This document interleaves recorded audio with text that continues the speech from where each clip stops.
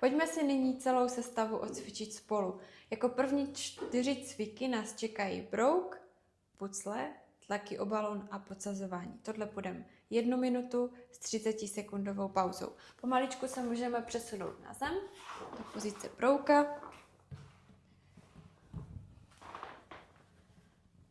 Pokud jste neviděli, tak si pusťte ještě minimálně rozbor série, abyste věděli, co máte cvičit. A jdeme pomaličku na brouka.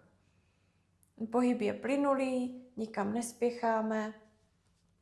Jde o kontralaterální pohyb, takže končetiny jdou do kříže. Neměla být stejná ruka a stejná noha.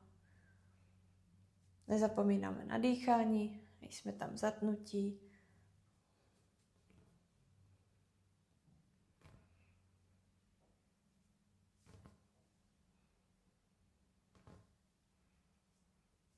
Ramena namíří dolů. Neměly by se nám tlačit ke stropu.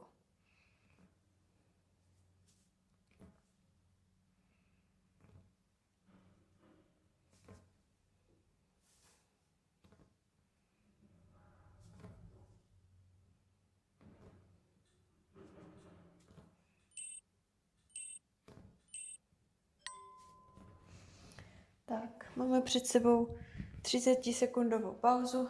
Tu pauzu jsme umyslně prodloužili, abychom měli čas mezi přesuny jednotlivých cviků, ať to není moc narychlo. Můžeme klidně zase zůstat na zemi. Dlaně jsou položené vedle těla. Nohy jsou na šířku pánve. Jdeme pomaličku na to, takže se odlepuje pravá ruka, přidá se levá, levá noha, pravá noha, pravá ruka vzpaží a vrátíme zpátky, levá ruka, zpátky, obě ruce. Teď bude pravá noha,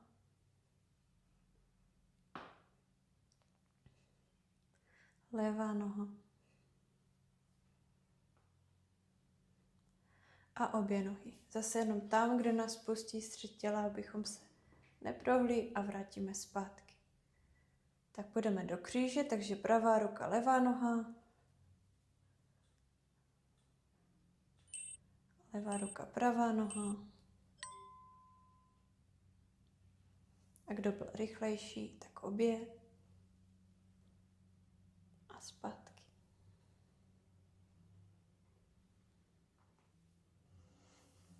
Tak, opět si vezmeme balón.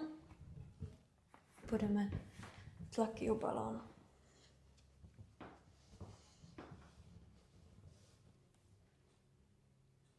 Tak, nohy pomaličku nahoru. A jdeme do kříže s tím, že k zemi nám míří palec, takže tu ruku musíme přetočit oproti tomu, jak držíme ten balón.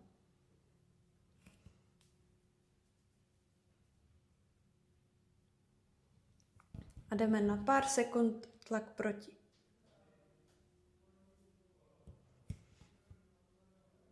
Tak, půjdeme ještě jednou.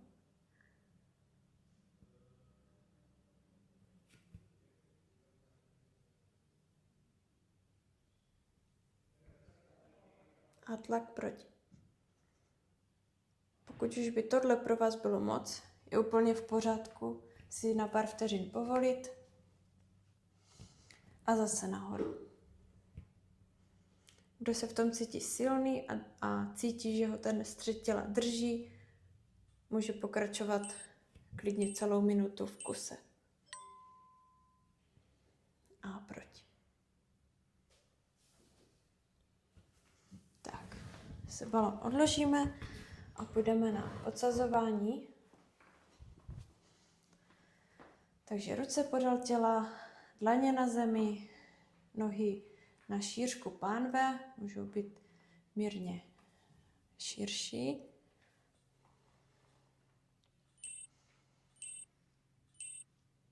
Tak, podsadíme a obratel po obratli zvedáme pánev nahoru.